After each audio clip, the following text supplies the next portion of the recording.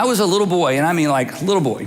I lived in Miami, and my dad bought me a bow and arrow with those little rubber tip, suction cup tips on the end of the arrows, you know? Some of you remember those. I don't think they even sell those anymore. And so I immediately went out in the backyard and shot my sister. And the arrow did not stick, and I was so disappointed. And she was disappointed too, but for an entirely different reason. And so she began to cry, and my dad came out in the backyard. I could, you have pictures that stay with you forever. And he came out and he took the arrow, and he said he was going to spank me with the arrow. Not stab me with the arrow, no emails. He was going to spank me with the arrows. Because that back in the day, that's what you did. That's why I turned out to be such a fine, responsible citizen. So anyway, so he began literally to chase me with this arrow, and I thought, well, my mom's in the house. Surely there's mercy in the house. And I ran in the house, no mercy for mom, through the living room, into their bedroom, into their bathroom, dead end, nowhere to go. And the only way to literally cover my rear was to sit down. And I did, but the lid was up. And immediately my knees were to my chin, and I was folded up in the toilet, stuck. I'm not making this up, I'm in church, okay? And church is, a lot of church. So anyway, so I'm stuck, and I can see I'm low. Towering over me is my dad with the arrow, and he burst out laughing, uncontrollable laughter, and I escaped that particular spanking with the arrow, but I learned something. My behavior was forever modified. Do not shoot your sister with the bow and arrow. I learned that very important lesson. And then throughout my childhood, this will be surprising, throughout my childhood, I had other behavioral modification lessons. They went through middle school and high school and all the way through college. And this is something we've all experienced. In fact, we are all really, really good at monitoring and modifying our behavior, aren't we? Because, when you went to that new job, they said, this is how we do it here. When you went to college and you joined a fraternity, they said, this is how we do it here. Sorority, this is how we do it here. We don't do that. We don't dress this way. We don't use that language. So throughout life, we've learned that in order to be successful, we monitor and we modify our behavior. And we're pretty good at it. But then every once in a while, from out of who knows where, and we don't know where this comes from, do we? Out of nowhere, it seems, or out of somewhere for sure, we say and we do the dumbest things. And we even say sometimes, I don't know where that came from. And the people around us are going, we know where it came from, right? That thing in that does this. Okay, we know where it came from. And what we're saying when we say, I don't know where it came from is, that's not me. I don't think that way. I don't feel that way. Where did that come from? So where does all that stuff come from? That's what we're going to talk about today. We're in part 5, the final episode of our series, Guardrails. If you've been with us for a while, you know why we call the series Guardrails, but if not, a guardrail, as you already know, is a system designed to keep vehicles from straying into dangerous or off-limit areas. Guardrails are never placed in the danger zone. Guardrails are always placed in the what? The safety zone, that's right, and that's why we get in trouble sometimes when we talk about the kind of guardrails we're gonna talk about. Guardrails are designed on the highway to do two things, primarily to direct us and protect us. But as we've said throughout this series, the highway is not the only place we need guardrails in our lives. We need some financial guardrails. We need some moral guardrails. We need relational guardrails. We need guardrails in our marriage. Some of you need guardrails in terms of how you parent your children, because you were parented in such a way that you don't ever want to do what your parents did, but you have a tendency to veer off in the very same direction that how your father disciplined you, or your mother disciplined or didn't discipline you. So sometimes even as parents, we need guardrails. And specifically when we talk about a guardrail outside the context of the highway or curves or bridges, a guardrail is actually a personal standard of behavior that becomes a matter of conscience. It's a personal standard of behavior. That is, I've decided for me, not for you and you not for me, I've decided for me there are certain things that once I begin veering in these directions, something's gonna go off in my conscience and say, you're getting a little bit too close to the side of the road. Not when I'm in the danger zone, because guardrails aren't in the danger zone. When I'm in the safety zone, but moving in a direction that may be dangerous for me personally or the people that I love. So the point of a guardrail is to light up our conscience before we hurt ourselves, to light up our conscience before we hurt other people, to begin feeling uneasy early before it's too late.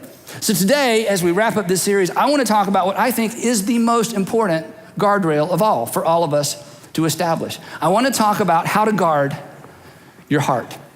Solomon, who was considered in the ancient times to be the wisest person that ever lived. Some people still think he's the wisest person that ever lived. He wrote the book of Proverbs. He wrote Song of Solomon. He wrote Ecclesiastes that were included in the Hebrew Bible that then just got wrapped around and strapped onto our New Testament documents. And Solomon wrote about a lot of things. He wrote about money, relationships, marriage, all kinds of relationships, work, what happens after a person dies and what we can expect in the future, the meaninglessness of life, the hope in life. He wrote about everything. But in the book of Proverbs, he says essentially, hey, all that stuff I wrote about, it's really important, but there's one thing I don't want you to miss. If you forget everything else I said, if you ever had that conversation with one of your parents or maybe with one of your kids, if you forget everything else I said, here's what Solomon says. If you forget everything else I said, above all else, guard your heart. Guard your heart. I've said a lot of important things, but above everything I've said, guard your heart. Well, Solomon, why is that such a big deal? And he says this, because or for everything you do flows from it. Now, what if that's true? And this isn't even like a religious thought. I mean, what if that's true? What if everything we do erupts from or flows from something that's on the inside of us? What if everything we do originates within? Well, if that's the case, then whatever within is, and obviously it's not our physical heart, but it comes from within us somewhere. If that's the case, then learning to guard that within part because it impacts the without part would be super important. So the question is, what does it look like? What does it look like to begin to guard your heart? So one day, 1,000 years after Solomon wrote that, 1,000 years later, Jesus is with his guys and they're doing their Jesus and their disciples thing, healing people and teaching and preaching. And wherever Jesus went, perhaps you know this, wherever Jesus went, there was a cloud that followed him of religious leaders, Pharisees, teachers of the law, scribes, priests, high priests, all kinds of people. And they would be on the outside of the crowd because their goal was to trick Jesus and to drive a wedge between he and the crowd so that once they could isolate him, they could arrest him. Because as long as there was a crowd, the religious leaders weren't allowed. But every once in a while, they would work their way to the front of the line and say, Jesus, we have a question for you. And their questions were always trick questions, which makes reading the Gospels fascinating. So on one of these particular days, a couple of guys made their way to the front of the crowd and they said, Jesus, we have a question for you. Why do your disciples, the folks that follow you most closely, why do your disciples break the tradition of the elders? I'll explain what that is in just a minute. Why don't they wash their hands before they eat? To which we read that and go, certainly, Jesus, your parents taught you to wash your hands before that you eat. And certainly your disciples' parents taught them to wash their hands before they eat. So what's up with this wash your hands before you eat? So what they were referring to is this. In the Old Testament law, the high priest and the priest and anybody that was to do sacred work before God had to do certain ceremonial washings to make sure they were always ready to do God's work. Because you did not want to touch something unclean and then do God's work. So your hands had to constantly be clean.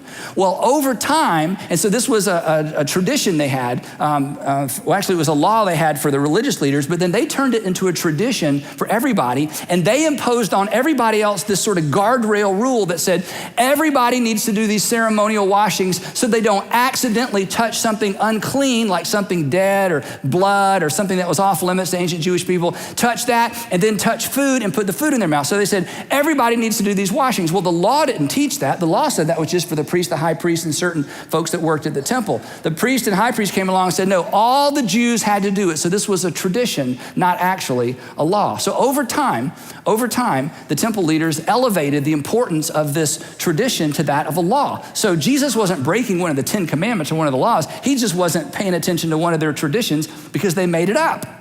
And Jesus chuckled and thought to himself, are you crazy to bring this up? And he said to them, Jesus replied, okay, well, let me ask you a question. Why do you actually break the command of God for the sake of your tradition? You're accusing me of breaking a tradition that's not even a command of God. You actually break a command of God in order to protect one of your man-made traditions. One example of this, and basically these would be sort of their own guardrails they had established, but in establishing a guardrail, they're actually violating the command of God. I can illustrate it this way. Imagine a father saying to his teenage daughter, do not speak to your mom disrespectfully. Do not speak to your mom disrespectfully. And the teenage daughter goes, okay. In fact, I heard that guardrail series. I think I'm gonna set up a guardrail that will keep me from speaking to mom disrespectfully. Oh, good, what's that? I'm not gonna speak to her at all. That way I won't accidentally speak to her disrespectfully, to which the dad says, but that is being disrespectful. You set up a rule to keep from breaking a rule. It's actually a violation of the rule. Did you follow that? All the dads follow that, I know. Okay, of teenage daughters.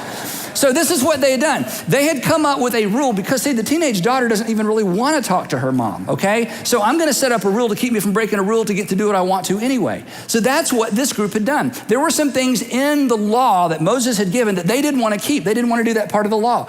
So they came up with their own rules that would keep them from having to obey God's law. So basically, they were breaking the actual law to preserve their traditions. And so Jesus tells them exactly what he's talking about.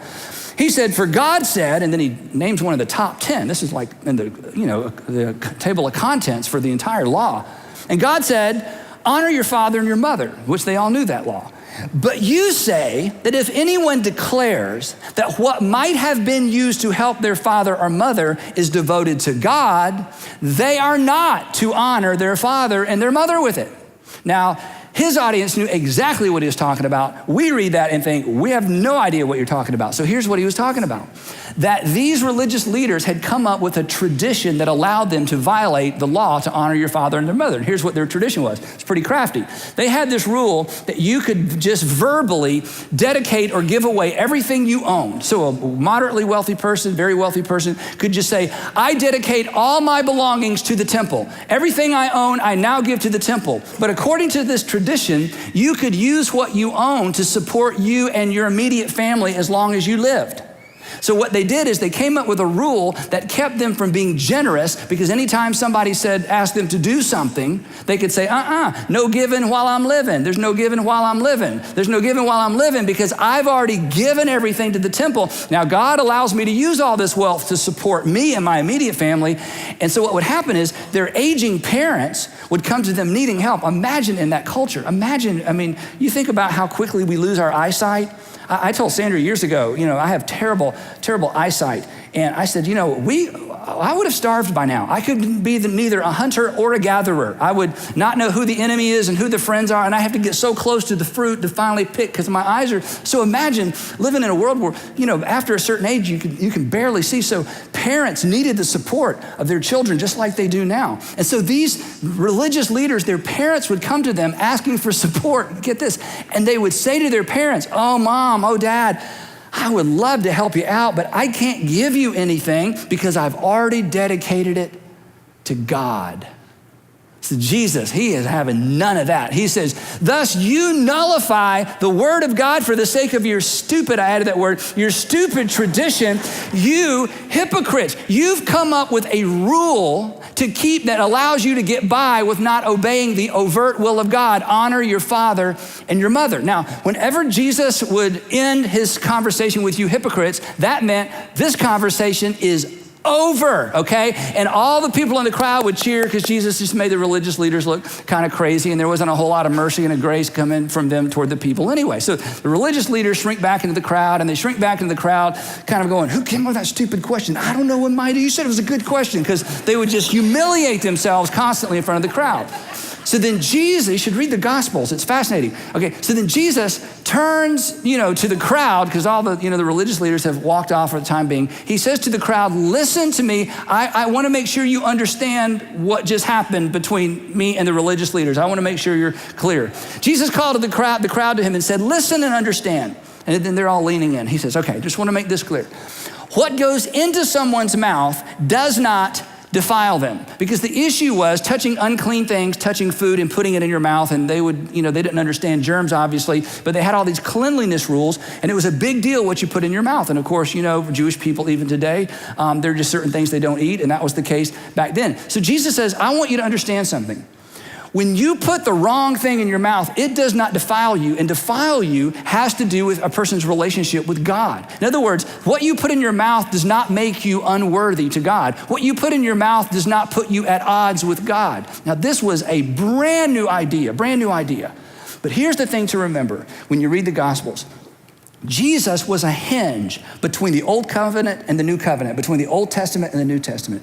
Jesus had come to unleash something completely new in the world, but he was born, as Paul says, under the law. So he is a law-abiding Jew who is about to introduce something better than the law that supersedes the law that makes the law of Moses obsolete, like your iPhone 5. It was awesome during the day, but hey, it's obsolete. There's nothing wrong with it then, but something better has come along. Jesus had come along to introduce something better in the world. So throughout his ministry, this is so important, throughout his ministry, he would drop breadcrumbs to let people know something new is coming, something new is coming, something new is coming, something new is coming. So this was a shift. The ancient law of Moses, God's contract with Israel, was all about staying clean. It was all vertical. Is God happy? Is God happy? Is God happy? Let's keep God happy. It was all eye to the sky. And Jesus says that day is coming to an end. What you put in your mouth is no longer going to defile you in the presence of God, but what comes out of your mouth is what defiles you. It's like, okay, wait. So it's what's in here that comes out of here that's the problem. It's not what I put in here is the problem. It's what's already in there that comes out of here that's the problem. To which they're thinking, but wait a minute, what comes out of here are words, and that affects people. So you're telling me that God is more bothered by how my words impact people than how my actions or my words might directly impact God? That God is more bothered by what we say than what we eat? Now this is new territory, and the conversation ends, so they walk off. So Jesus started with a big crowd and the Pharisees and leaders. Now he's down to the crowd. Now it's down to him and his guys. They're walking off. And Peter comes up to Jesus. He says, hey, of course, I understood exactly what you were saying, but some of the other guys are a little confused. So could you go over that one more time and maybe just go a little slow? I got it, Jesus, I got it. But for the other guys, would you? Because this is so new. I mean, if we understand you correctly, I mean, this is big news. And Jesus turns to his guys, and I think he was having fun with them, honestly. He said this. He said, "Are you still so dull? Are you still so dumb? Are you not able to follow me?" And they're like, follow me. So Jesus gathers his 12. Now he's got the small group. And he says, okay. And he says, I'm going to go slow. I want to make sure you understand this. So I'm going to go slow. You tell me if I'm going too fast for you guys. Okay. Don't you see that whatever enters the mouth goes into the stomach? Everybody following me? Like, yeah. And then out of the body. Everybody following me? You guys like, Jesus, we know that, duh. He's like, I just want to make sure, I was not going too fast for you, okay? Into the mouth, into the stomach, out of the body. They kind of chuckle. And then Jesus gets serious. And he says, but the things that come out of a person's mouth come from the heart. The things that come out of a person's mouth come from inside the person, and he uses the heart as sort of this figure of speech. The things that come out of a person's mouth, they come from the heart. And now he gets real serious. And that's what defiles them. And it's these things, that defile a person. The thing that puts a person at odds with God is not what goes in, it's what comes out. The thing that puts a person at odds with God is not what they eat, but how their words affect the people that God loves. That words that offend others offend God. I'm telling you, as obvious as that may be to some of us, this was brand new territory. This was a complete reversal of everything they had been brought up to believe, because they had been brought up to believe that priority number one is keep God happy. And you keep God happy by doing certain things, not doing certain things. I mean, if other people aren't happy, too bad. Got to keep God happy. And then Jesus says this. You ready? If you've been daydreaming or doing something else at home, okay, don't miss this part. This is super important. For, says Jesus, for out of the heart come evil thoughts. Murder, that's an activity. Adultery, that's an activity. Sexual immorality, that's an activity. Theft, false testimony, slander. He says, from the heart comes all these things that defile a person. Well, why do these defile people? Because they hurt people. And when you hurt people God loves, you hurt God. And when you offend people that God loves, you offend God. And when you do things that harms other people, it offends God. That's what defiles a person in God's presence. It's not what goes in. It's what comes out and how it affects other people. These, he said, these behaviors that impact other people, these horizontal behaviors, these are what defile a person. This is what makes God a little bit upset. So they're going, wait, so mistreating other people puts us at odds with God? not breaking dietary laws and cleanliness laws? Jesus says, no, I want to make sure you know. But eating with unwashed hands does not defile them. Now again, maybe this is the first time you've heard this, or maybe you wish you'd grown up in a church that believed this, because this is what Jesus taught. And it was at odds with the Old Testament, and it was at odds with the Jewish leaders who were doing their best to follow the law of Moses. If what harms people offends God, and the behavior that harms people that is sourced in our hearts, so if what offends God is what offends people, and what offends people comes from our hearts, then we need to guard our hearts. In other words, according to Jesus, our behavior will eventually mirror our hearts. And our hearts will eventually show up in our behavior. But our behavior eventually mirrors our hearts. And what's in our hearts eventually flows out into our behavior. Now, the interesting thing is, you already know this. You may have not thought of it in these terms, but you've seen this. You've seen this in your life. You've seen this in the lives of other people, right? I mean, do you know anybody that blew up a career because of what came out of here? Do you know anybody that burned down a marriage with their tongue? Do you know anybody that alienated their children because of how they behaved in the home? Do you know anybody that destroyed a marriage because of how they behaved outside the home? And some of these very people, in fact, some of us are some of those very people, aren't we? And we look back and think, what was that? Who was I? Where in the world did that come from? So, as we kind of wrap up this series, I want to spend our last few minutes talking about 4 emotions that should ding your conscience. That when you think these thoughts or feel these feelings, when you think these thoughts or feel these feelings, when your mind starts to go down this trail, it should bother you. It should light up your conscience. It should remind you, or it should inform you that you have some work to do. Because if you do not deal with what's on the inside, it eventually makes its way to the outside. And not only do you hurt you, and not only do you hurt perhaps the people you love the most, it's offensive to God. And it's not offensive to God because he's so sensitive and, so emotional. It's offensive to God because God loves the people you hurt. And God loves you. And when you love someone, you don't want to see them hurt themselves. And when you love someone, you don't want them to be hurt by someone else. So these should tip you off. These are, you can think of it this way. These are like internal tensions that deserve, in fact, I think they demand our attention. So here they are, 4 emotions, guardrails for the heart: guilt, anger, greed, and jealousy. Guilt, anger, greed, and jealousy. Guilt, anger, greed, and jealousy.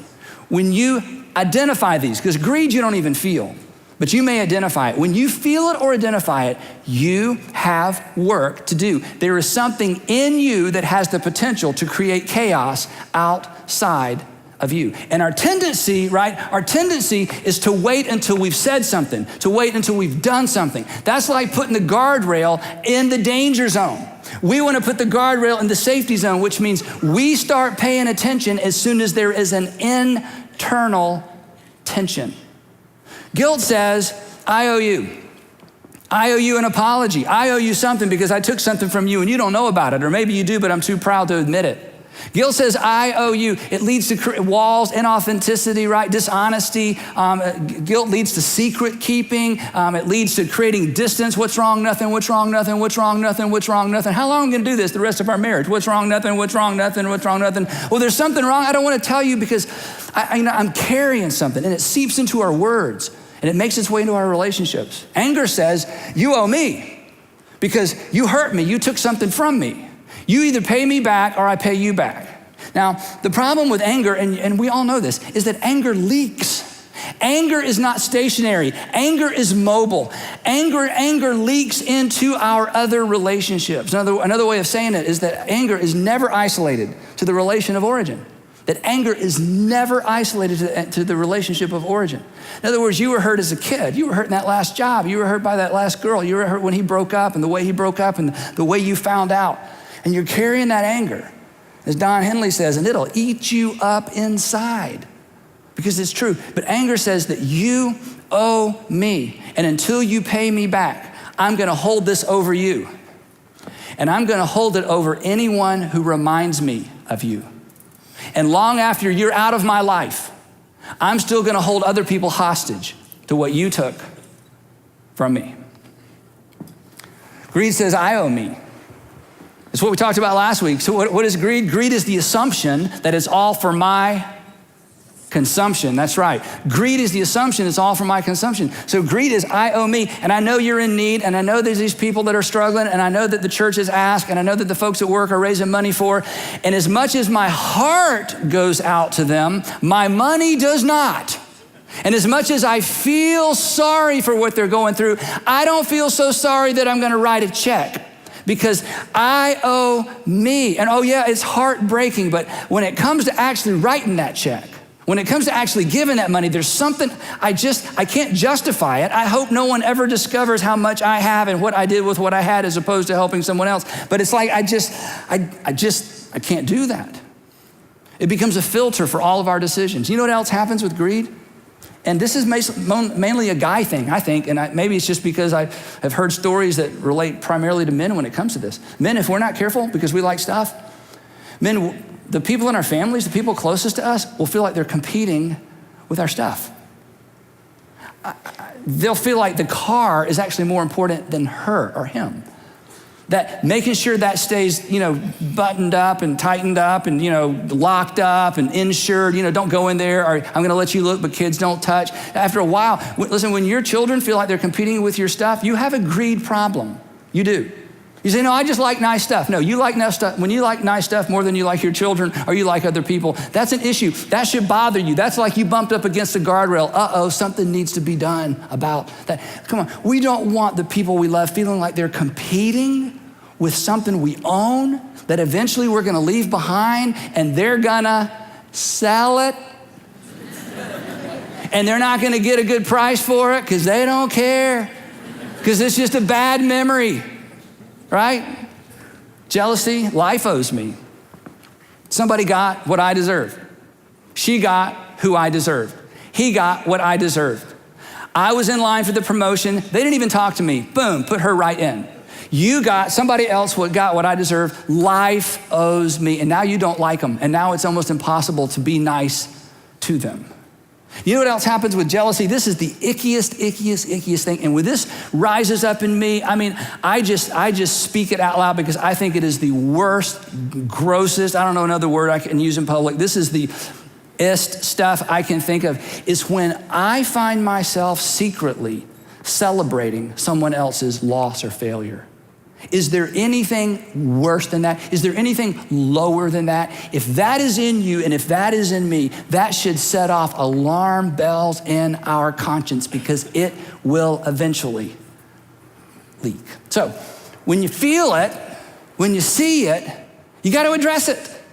When you feel it, when you see it, when you notice it, when somebody else notices it in you, and of course you say, oh, no, but then you walk away going, oh, yes, I think yes. In fact, I can't even admit it. I'm so embarrassed by it. You got to address it. Now, I'm going to give you some suggestions over here in this third column, but before I do, let me just say this real quick. If you're not a Christian, and you already know this, but I just want to make sure you know that I know, I have no right in the world to tell you what to do. And just because Jesus said something doesn't mean you're obligated to do it. You've never signed on as a Jesus follower, so I get that. So if in the midst of this, you feel like I'm shaking my finger and saying you need to, I'm really not. For those of us who signed on as Jesus followers, this isn't optional. This is what it means to follow Jesus. This is 101, but let me just say one more thing. If you're not a Christian or you're coming back or you're considering it, what we're about to talk about in the next 5.5 minutes is why following Jesus will make your life better, and it will make you better at life. Even if you haven't come to the point and never come to the point that you can acknowledge that Jesus is who Jesus claimed he was, following Jesus, and the way we're about to talk about, this is why we say following Jesus makes your life better and will make you better at life. It'll make you a better husband or wife or boyfriend or girlfriend or just friend or employee or employer. It'll just make you a better person. That's why Jesus' invitation was, follow me, follow me, follow me. And I'm gonna ask you to do things that don't necessarily make any sense emotionally, but at the end of the day, at the end of the decision, you will experience a freedom and a peace that perhaps you've never, ever experienced before. So these are 4 preventative, in a way, heart exercises to keep you out of a ditch, to keep you from going outside the rails. And as I said, they are precisely the opposite of what we feel like doing or want to do. So what do we do with our guilt? These are just 4 words, is we confess. And not to God. Look up here. He already knows. When you confess to God, God doesn't go, what? Hey, somebody come here. You're not keeping me up to date on what's going on. Well, I had no idea. I'm so sorry. So sorry. Let me write that down. Okay, you did what? Now go slow, because I was paying attention. But this is what you were raised to do. You were raised, you were either raised to tell someone you barely know and never see in your real life, or you were told to tell God. The confession that heals and the confession that deals with guilt has to do with confession to somebody who is in your life, and ultimately to confess to the person that you hurt and that you stole something from. And it will damage your reputation. That's what guardrails do, minimal damage. It will hopefully temporarily maybe damage your marriage or your relationship with your fiance or your boyfriend. But if it's temporary, then it's minimal damage. That's the nature of a guardrail. It's minimal damage. But the longer you carry that guilt, the longer it eats you up inside and is going to drive you to other behaviors that eventually you're going to either have to confess or somebody's going to find out. Come on. Secrets suck the life out of you. And secrets suck the passion and the life out of a relationship. So if you were God and you loved you the way God loves you, what do you think you would say? You would say, come on, let's get rid of that. I want you to confess. And yeah, you're going to have to swallow your pride, but come on, your pride is why you did what you did to begin with. Confess it. And if you don't think you're ready to confess to the person you actually hurt, because that's too big of a step, then I would beg you, confess it to someone who is in your life, a trusted friend, somebody in your group, somebody at work, somebody that they're not a counselor, they're not going to try to fix it for you, but you need to get it out. And when you get it out and can look at it, chances are you'll take that next step. And eventually you will confess to the person that you hurt. And when you do, look up here, this is important. There will be a measure of chaos out here, but there will be a level and a measure of peace in here. And this will eventually dissipate. And this will eventually be something you work through. But you will have set yourself up for future success by simply doing the difficult work of confessing. Anger, we already know the answer to this. It's forgive. Do you know what forgiveness is? Forgiveness is identifying specifically what was taken from me and deciding you don't owe me anymore. It's not enough to say I had a terrible dad or I had a terrible mom or my boss. Okay, they were terrible, granted, but what did they take from you? What specifically was taken from you? You've got to identify specifically what was taken from you, and then you have to look at it and say, I'm making a decision. You don't owe me this anymore. I'm canceling the debt. That's what forgiveness is. It's canceling a debt, to which we say, I feel like I'm letting them off. You are. That's why I feel so bad. But you're letting somebody else off as well. You. Because you're digging up all of this out of your heart and you're saying, I will not be ruled by this anymore. It's not going to follow me into my next relationship. It's not going to follow me into my next marriage. It's not going to impact the way I discipline my kids. I'm done.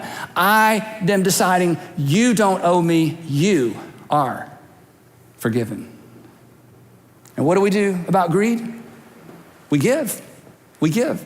We write some big to you checks. You know what a big to you check is? It's a check that's big to you. It may not be big to me, may not be big to the person up behind you, but to you, it's a big check. It may be a huge check compared to me, but to you, it's just a big check.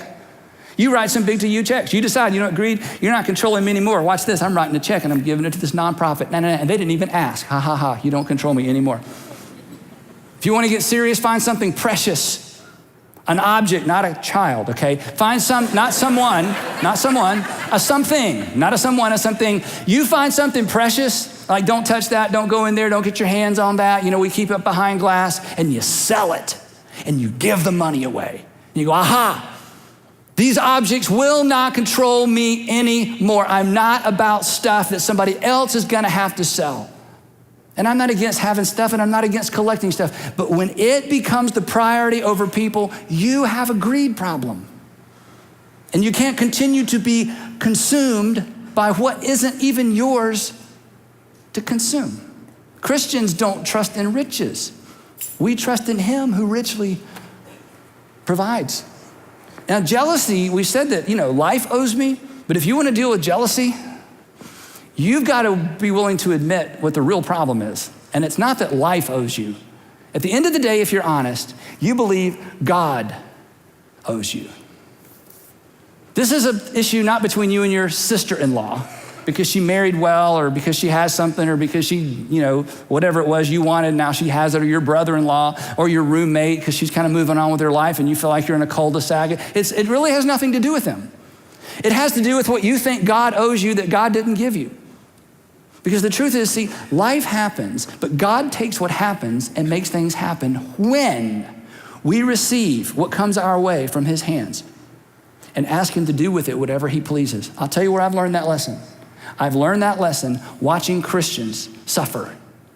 I have watched, as many of you as well, have watched Christians go through things with family or children or illness or any kind of thing, financial thing that they really didn't deserve, or just because of just life happens. I mean, there's no explanation, just stuff happens.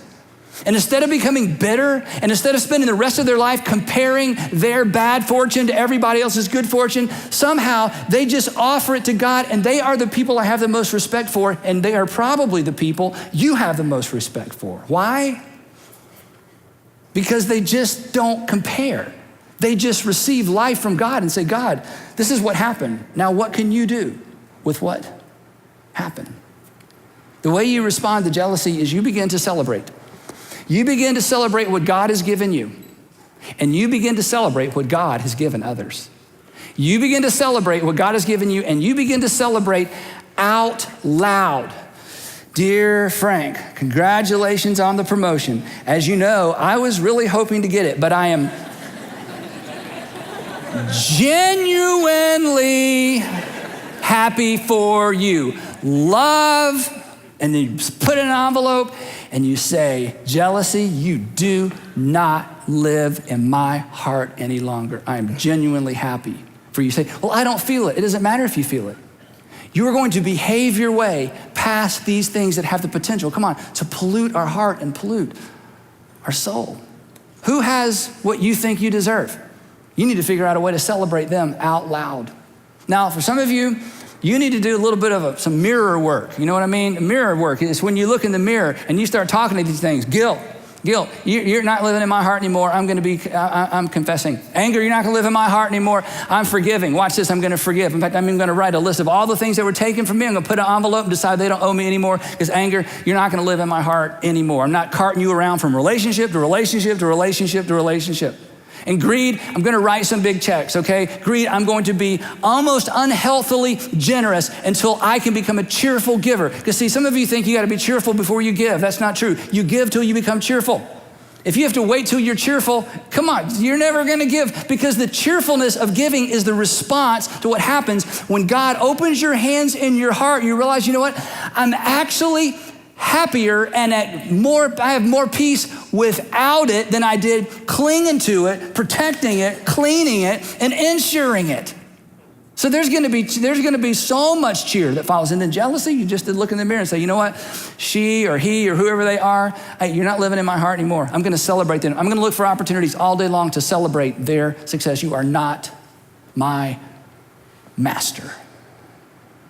When my kids were little bitty, last week I told you about the jars. I gave them the 3 jars, and I just have always wanted, to set my kids up for success. And because of what I do, because being a preacher's kid, I just see things sometimes a little bit differently. So early on, I wanted my kids, when they were little, to be able to learn to pay attention to what's going on the inside. Because when we raise kids, this is true for all of us when we were raised, it's always behavior modification. Stand up, sit up, stand up straight, tell your mom thank you, do this, do. It's behavior. And we did a lot of that, of course. But I wanted them to learn to identify what was going on the inside. So when I would put them to bed at night, I would just place my hand on their chest and I'd say, hey, Andrew, is everything okay in your heart? Anybody hurt your feelings today? Because sometimes kids don't know what to do with it. It's hurt my feelings. I don't know what to do with that. Did anybody lie to you today? Andrew, do you feel guilty about anything? Did I break a promise? Because sometimes parents break promise. But have I broken a promise? I'm just asking them all these questions. I just want to know, what's going on the inside. I want them to learn to process this. So this goes on for year after year after year. And anybody hurt your feelings? Are you mad at anybody? All that stuff. So after years, one night I go to put Allie to bed and I say, Allie, is everything okay in your heart? Yes, Dad. I'm not mad at anybody. Nobody hurt my feelings. You didn't break a promise. I'm good. I'm like, good, just checking. And you know what? I thought, that's good. She knows the answer. She knows what to look for. She knows what to listen for. She knows what to feel for. So let me ask you this and we're done. Okay, come on. Is everything okay in your heart? Is everything okay in your heart? Is everything okay in your heart? Is everything okay in your heart? Are you mad at anybody? You've been having the same imaginary conversation with him or her for weeks. Is everything okay in your heart? Are you obsessed? If there's something every time, in fact, it's hard to even listen today because there's something that just comes front and center and it just churns in your gut. Is everything okay in your heart? Clinging to anything that you know you have hurt some people's feelings over stuff. Have you recently, even in your heart, celebrated somebody else's failure? Celebrated the fact that life didn't work out for them the way you know they hoped it would work out for them? If so, that's dangerous. Because if it's in there, it's gonna come out of there. And it will defile you with God. Not because God is squeamish, because God loves you and loves the people that your words and actions have the potential to hurt. So, above all else, guard your heart. For everything you do flows from it.